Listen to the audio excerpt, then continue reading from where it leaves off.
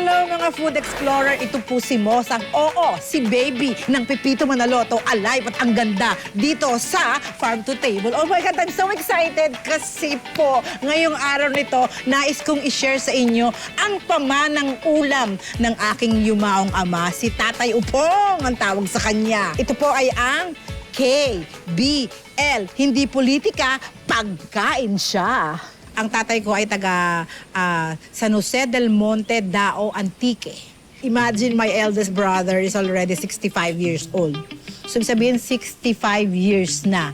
Pero ang kwento ng KBL ay ulam na mula pa sa Kabisayaan, especially sa Iloilo.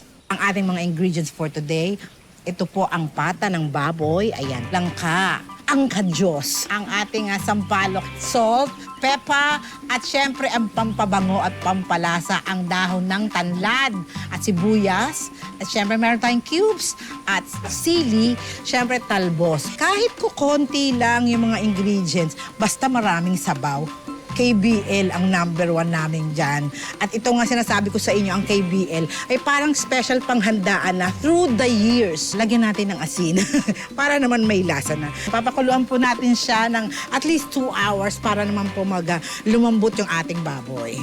Yan. Hindi po totoong nakakaiyak ang sibuyas. Ang nakakaiyak po yung wala kang pambili ng pagkain sa araw-araw ng ating talbos. Hugas na po ito, kaya ready na siyang pitas-pitasin. At kapag kayo po ay nagpakulo o nagpalambot ng kadyos, yung pinagpakuluan ay iisang tabi nyo muna kasi ihahalo natin siya mamaya para may kulay ang ating KBL. Hindi naman kami mayaman, ang laking tundo ako. My dad is a driver. Amuse na amuse ako sa lalaking magaling magluto na sa kabila nung from Monday to Saturday nagdadrive yan ng delivery ng mga tsinelas. Tapos uuwi sa bahay namin. Yung linggo para sa kanya, para sa pamilya na niya. Ayan! Naku, ayan yun, nakikita nyo, oh. In English, nagsisimmer. Ayan, alisin natin ang mga scam. Ayan, para sa mga fake news, mga scammers, ito ang scam. Inaalis yan, okay?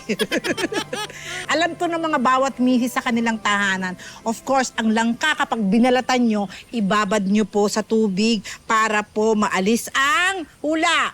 Dagta. Habang hinihintay pa rin natin na magpapakuluan, pwede mo siyang ibalik uli sa tubig. Kasi kita mo, oh, sa totoo lang, oh, madikit. Oh. After 45 minutes, nandito tayo sa pinaka-exciting part, yung pagkulo. Ayan na, dahil kumulo na po siya, unahin natin ang pinaka-paborito ng mga lola sa kanilang farm. At hindi pwedeng mawala sa tanim sa farm, ang the famous tanglad. Ayan, syempre, para isasabay na natin sila sa pagpapakulo. Pagkatapos, ilagay na natin ang ating sibuyas. Ayan, habang kumukulo pa siya. Pwede natin ilagay na yung cubes para medyo madagdagan pa rin siya ng lasa. Bongga. Ayan, takpan muna natin siya sandali. Para maging close silang lahat. Ayan, kumukulo na uli. Uy, ang bango. Siyempre, yung kakalimutan itong sampalok. Sa KBL kasi, para kang yung little twist nito, para kang kumain ng sinigang na nilaga. Parang ganon. At syempre, ito ang ating langka. Wow, namiss kong magluto. Parang pag-uwi ko, magluluto ulit ako. Mga food explorers, ang langka hanggat maaari at least sa mga 5 minutes, pwede na yon para lumambot lang siya ng konti. Kasi kita nyo naman, fresh from the farm. Wow, ang sarap ng pagkulo. Nakikita nyo ba yan? Tikman ko lang yung asin. Ay, bongga na. Gusto ko yung asin niya. Teka, pero parang hindi pa bumabalik yung luto ng tatay ko. Kaya, kailangan makumpleto natin siya. Naku, ito na, oh, naririnig ko na. Kumukulo na siya. Kaya, ayan na. Food explorers, huwag niyong kakalimutan. Importante sa kadyos ang pakukuluan niyo muna. Diba? Kasi po, pagka nilagay nyo ito na hindi pinakuluan, para kayong kumain ng bato. Kaya pakuluan nyo. At katulad ng sinabi ko, pwede mong ilagay yung pinagsimura ng, ito, oh, ayan, oh, ito, ayan. Pwede to. Yes, dagdag na natin para masaya sila.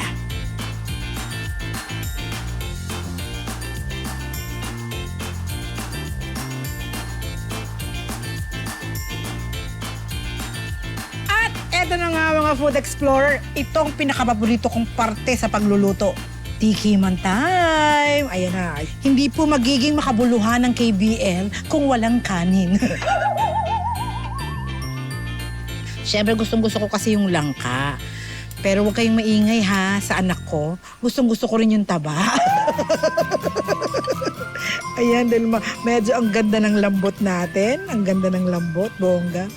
Dagdagan mo pa ng sabaw para masaya. Ang aking unang subo ay para sa farm to table at higit sa lahat para sa pamana ng tatay ko. Kaunta! Ayan.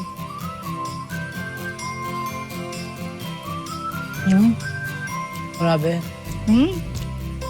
Namiss ko tatay ko. Huwag kayo magalala, naka-ready yung maintenance ko na. Dala ko.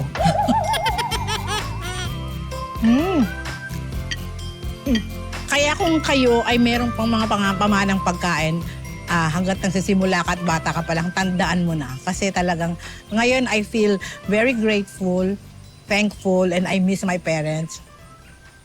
At yung mga kapatid ko na talagang naging sobrang malaki ang impact sa buhay ko.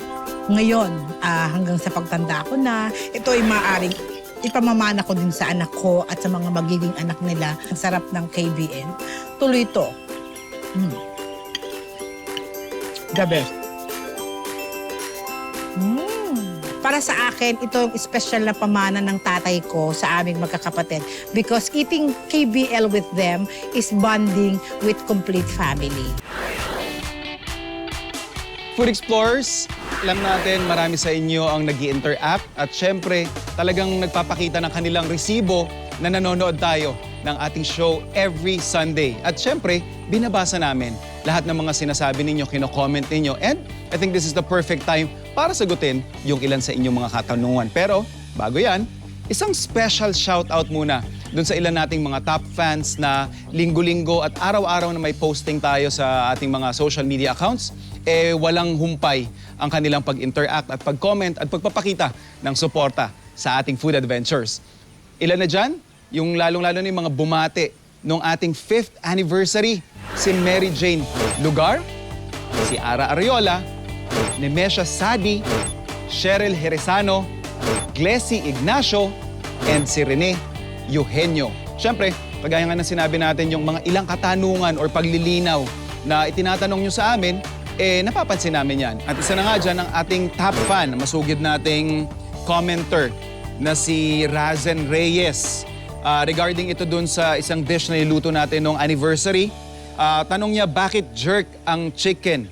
Master Chef Jay Arroyol, kasarap yan. Ibang klaseng luto po. Again, jerk chicken is a Jamaican specialty dish kung saan meron tong special combination of rub. So when you say jerk chicken, kadalasan ito, meron itong sile.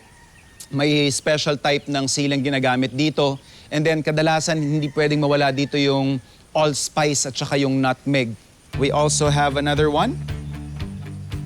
Kay Brian Lawogan Kadawing. Anong uri o klase ng pulutan ang lulutuin natin, Chef? Now, for our 5th anniversary, nagluto tayo si Chef Chad ng dinakdakan.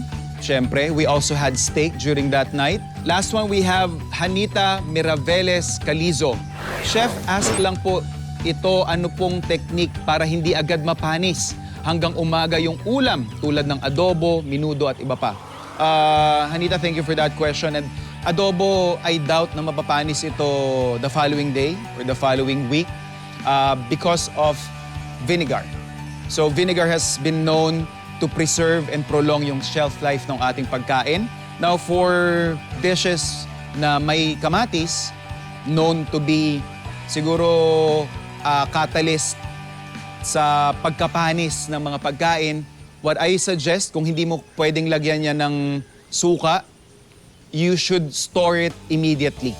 Now, if you are intending to eat this, siguro at least 2 days or 3 days, ipasok nyo po sa freezer. Again, Food Explorers, thank you so much for all your questions.